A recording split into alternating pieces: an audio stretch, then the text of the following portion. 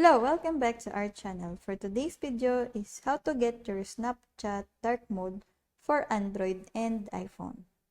So first thing you're gonna do is open the Snapchat app, and on your profile photo on the upper left corner of the screen, tap it and tap on the settings in the upper right corner. Now go to I need help. Then go to managing my account, and here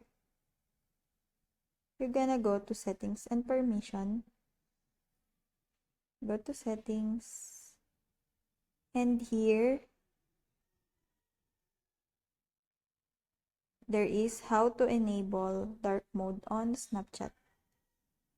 So here you will just follow the steps to how to enable dark mode on Snapchat. You can change the appearance of your Snapchat app by enabling dark mode. To enable dark mode, just tap the settings on your profile, then to open settings, tap appearance under my account, then select always dark option. So to turn off dark mode, select always light option.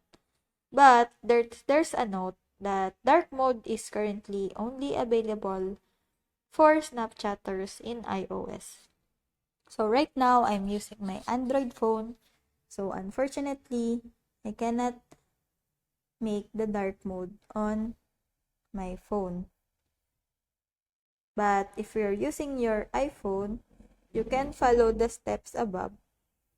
And that's it. I hope that this video helps. If you have any questions or comments, kindly leave it in the comment section below. And if not, don't forget to subscribe and like. Thanks.